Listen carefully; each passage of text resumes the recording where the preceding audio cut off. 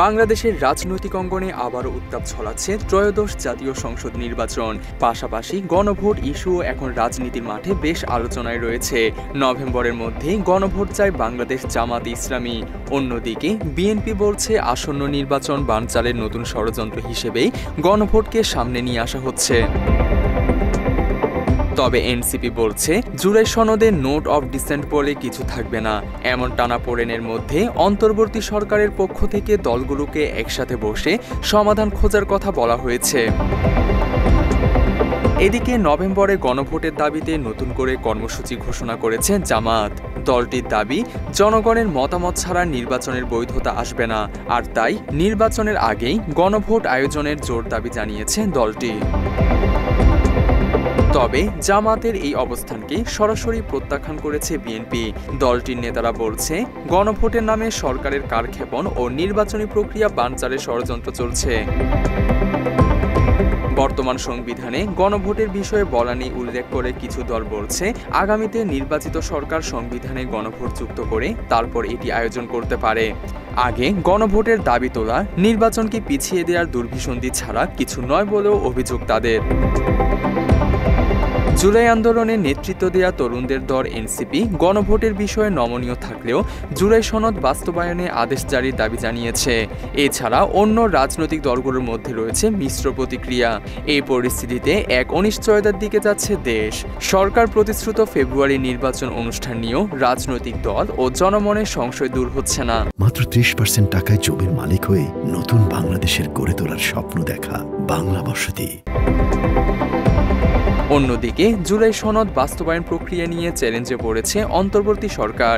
সরকার চলমান রাজনৈতিক সংকট সমাধানে দলগুলোকে এক সপ্তাহের সময় বেঁধে দিয়েছে। তবে সেই জুলাই সনদে সই করেনি এনসিপি। সনদে বিএনপি সহ কিছু দল ভিন্নমত বা নোট অফ ডিসেন্টে। এরপর থেকেই জুলাই সনদ নিয়ে বিতর্ক উঠে। এর বাস্তবায়ন প্রক্রিয়া নিয়ে ঐকমত্য না হওয়ায় রাজনৈতিক দলগুলোর মধ্যেও সংকট ঘনীভূত হতে থাকে। এই বিতর্ক আরও জোরালো হয় জুলাই সনদ বাস্তবায়নে জাতীয় ঐকমত্য কমিশনের সুপারিশমালা ঘিরে। কমিশন প্রধান উপদেষ্টার কাছে এই সুপারিশমালা হস্তান্তর করে। এটি নিয়েও চলছে বিতর্ক, কারণ যিনি সরকার প্রধান তিনি ঐকমত্য কমিশনেরও প্রধান। ওই সুপারিশমালায় বলা হয়, সনদ বাস্তবায়নে নির্বাচনের দিন বা আগে গণভোট হতে পারে।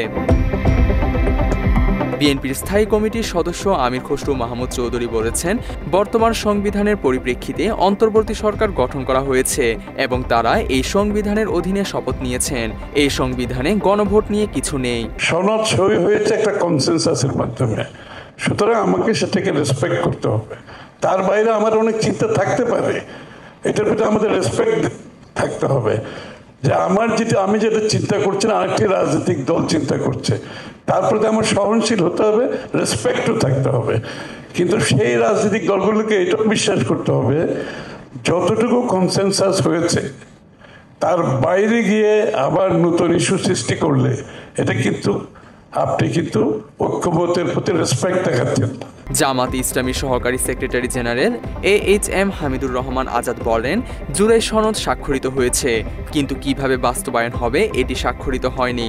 তার দল যে কোনো সময় আলোচনার জন্য বসতে রাজি বলেও জানান তিনি। আমরা তো মাঠে তো জুলাই সনদ তৈরি কালেই ছিলাম, আমরা কিন্তু হঠাৎ করে আসি নাই, 4 মাস ধরে আমরা কিন্তু আছি। জুলাই সনদ, গণভোট ও নির্বাচন এই তিনটি বিষয়ে দেশের রাজনৈতিক দলগুলো অনেকটাই ভিন্ন ভিন্ন মেরুতে অবস্থান করছে।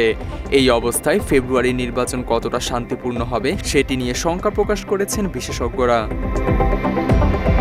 তবে প্রধান উপদেষ্টার প্রেস সচিব শফিকুর আলম বলেন, সারা দেশে নির্বাচনে জোয়ার এসেছে। ফেব্রুয়ারির প্রথমার্ধে নির্বাচন আয়োজনে অন্তর্বর্তী সরকার প্রতিশ্রুতিবদ্ধ। এ নিয়ে কোনো দ্বিধা সংকোচ থাকা উচিত নয়। তানজিম হাসান, বাংলা এডিশন।